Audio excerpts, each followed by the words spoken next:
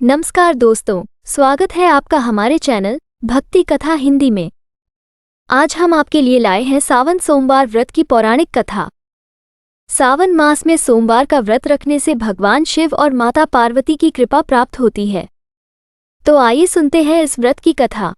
किसी नगर में एक साहूकार रहता था। उसके पास धन की कोई कमी नहीं थी, लेकिन उसे संतान सुख नहीं प्राप्त हुआ था। संतान प्राप्ति की इच्छा से वो हर सोमवार को व्रत रखता और पूरी श्रद्धा के साथ शिव मंदिर जाकर भगवान शिव और माता पार्वती की पूजा करता। उसकी भक्ति से प्रसन्न होकर माता पार्वती ने भगवान शिव से साहूकार की मनोकामना पूरी करने का आग्रह किया। भगवान शिव ने कहा कि संसार में हर प्राणी को उसके कर्मों का फल मिलता है, लेकिन माता पार्वती के आग्रह पर उन्होंने साहूकार को पुत्र प्राप्ति का वरदान दिया, परंतु उसकी उम्र केवल 12 वर्ष ही होगी। समय बीता और साहूकार को पुत्र रत्न की प्राप्ति हुई। जब वो बालक 11 वर्ष का हुआ तो उसे शिक्षा प्राप्त करने के लिए काशी भेजा गया। साहूकार ने अपने भाई को बुलाकर बहुत सारा धन दिया और कहा कि मार्ग में यज्ञ कराते हुए उसे काशी ले जाएं। मार्ग में एक नगर पड़ा जहां राजा की कन्या का विवाह हो रहा था। राजकुमार एक आंख से काना था, लेकिन ये बात किसी को नहीं पता थी।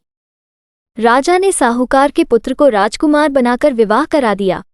साहूकार का पुत्र ईमानदार था। उसने राजकुमारी की चुन्नी पर लिख दिया कि वह काशी पढ़ने जा रहा है और असली राजकुमार काना है।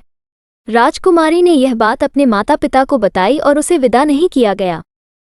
उधर साहूकार का पुत्र और उसका मामा काशी पहुंचे और वहां यज्ञ किया। जब लड़के की उम्र 12 साल हुई तो उसकी तबीयत खराब हो गई और वह मर गया। उसके मामा ने विलाप करना शुरू किया। उसी समय भगवान शिव और माता पार्वती उधर से जा रहे थे। माता पार्वती ने भगवान शिव से आग्रह किया कि वो बालक को जीवनदान दे। भगवान शिव ने माता पार्वती के आग्रह पर बालक को जीवित कर दिया।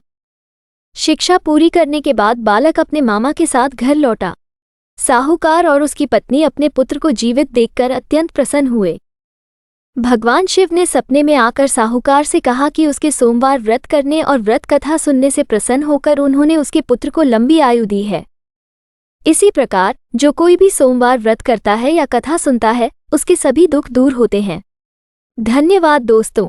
अगर आपको ये कथा पसंद आई हो तो हमारे चैनल भक्ति कथा अनिता को सब्सक्राइब करें और बेल आइकन दबाएं ताकि हमारी नई कहानियां सबसे पहले आप तक पहुंचें। मिलते हैं अगली कथा के साथ, तब तक के लिए जय भोलेनाथ।